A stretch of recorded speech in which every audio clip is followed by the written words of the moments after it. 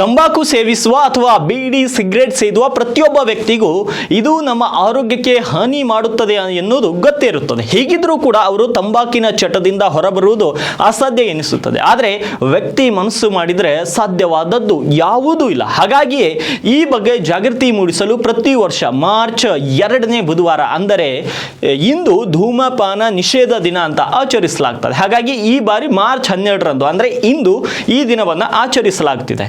ಆದರೆ ಯಾವುದೇ ಒಂದು ಅಭ್ಯಾಸವನ್ನು ಬಿಡಲು ಕಷ್ಟವಾದಾಗ ಅದನ್ನ ವ್ಯಸನ ಅಥವಾ ಚಟ ಅಂತ ಕರೆಯಲಾಗ್ತದೆ.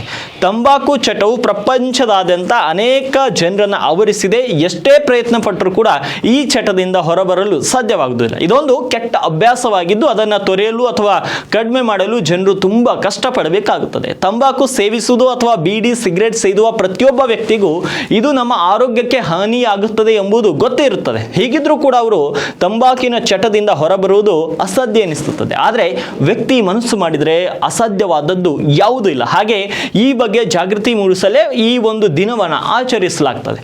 WHO ಪ್ರಕಾರ ತಂಬಾಕು ಸೇವನೆಯಿಂದ ಪ್ರತಿ ವರ್ಷ 7 ಮಿಲಿಯನ್ಗಿಂತಲೂ ಹೆಚ್ಚು ಜನರು ಸಾಯುತ್ತಾರೆ. ಜೊತೆಗೆ ಪ್ರತಿ ವರ್ಷ ಸುಮಾರು 1.2 ಮಿಲಿಯನ್ ಜನರು ಸಿಗರೇಟ್ ಸೇದುವುದರಿಂದ ಸಾಯುತ್ತಾರೆ. ಇದಕ್ಕೆ ಮುಖ್ಯ ಕಾರಣ ಜನರು ತಂಬಾಕು ಆರೋಗ್ಯಕ್ಕೆ ಹಾನಿಕಾರ ಎಂಬುದು ಗೊತ್ತಿದ್ದು ಸಹ ಅದನ್ನೇ ಬಳಕೆ ಮಾಡುತ್ತಾರೆ. ಆದರೆ ಇದನ್ನು ಒಂದೇ ಸಲ ಬಿಡಲು ಅಥವಾ ಕಡಿಮೆ ಮಾಡಲು ಜನರು ತುಂಬ ಕಷ್ಟಪಡಬೇಕಾಗುತ್ತದೆ. ಅದಲ್ಲದೆ ತಂಬಾಕಿನಲ್ಲಿರುವಂಥ ನಿಕೋಟಿನ್ ಹಾನಿಕಾರಕ ರಾಸಾಯನಿಕವಾಗಿದ್ದು ಇದು ದೇಹಕ್ಕೆ ಅನೇಕ ರೀತಿಯ ಕಾಯಿಲೆಗಳನ್ನು ಉಂಟು ಮಾಡುತ್ತದೆ. ಶ್ವಾಸಕೋಶದ ಕ್ಯಾನ್ಸರ್ನಿಂದ ಹಿಡಿದು ರಕ್ತ, ಮೂತ್ರಕೋಶ, ಯಕೃತಿ ಮತ್ತು ಮೂತ್ರಪಿಂಡ, ಅದೇ ರೀತಿ ಮೇದೋಜೀರಕ ಗ್ರಂಥಿ, ಕರಳು ಮತ್ತು ಹೊಟ್ಟೆ ಸೇರಿದಂತೆ ಅನೇಕ ರೀತಿಯ ಕ್ಯಾನ್ಸರ್ ಅಪಾಯದ ಜೊತೆಗೆ ಹೃದ್ರೋಗ, ಮಧುಮೇಹ, ಅಧಿಕ ರಕ್ತದೊತ್ತಡ, ಪಾರ್ಶ್ವವಾಯು ಸೇರಿದಂತೆ ಹೃದಯ ಸಂಬಂಧಿ ಅಪಾಯವನ್ನು ಕೂಡ ಹೆಚ್ಚಿಸುತ್ತದೆ. ಹಾಗಾಗಿ ಇದರಿಂದ ಒಮ್ಮೆಲೆ ಹೊರಬರಲು ಸಾಧ್ಯವಾಗದಿದ್ದರೂ ಕೂಡ ಹಂತ ಹಂತವಾಗಿ ಅದರ ಬಳಕೆ ಕಡಿಮೆ ಮಾಡಬಹುದು.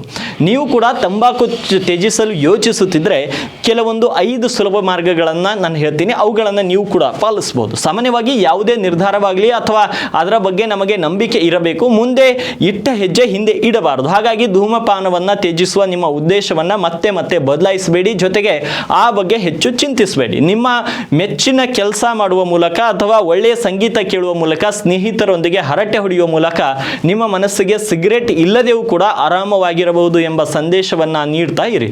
ಇನ್ನು ವೈದ್ಯರ ಸಲಹೆ ಮೇರೆಗೆ ನೀವು ನಿಕೋಟಿನ್ ಅಲ್ಲದ ಔಷಧಿಗಳನ್ನು ತೆಗೆದುಕೊಳ್ಳಬೇಕು. ಇದು ಧೂಮಪಾನದ ಕೆಟ್ಟ ಅಭ್ಯಾಸವನ್ನು ತೊರೆಯಲು ಸಹಾಯ ಮಾಡಬಹುದು. ಆದರೆ ತಜ್ಞರ ಸಲಹೆ ಇಲ್ಲದೆ ಔಷಧಿಯನ್ನು ತೆಗೆದುಕೊಳ್ಳುವುದು ಹಾನಿಕಾರಕ ಎಂಬುದು ನೆನಪಿನಲ್ಲಿಡಿ.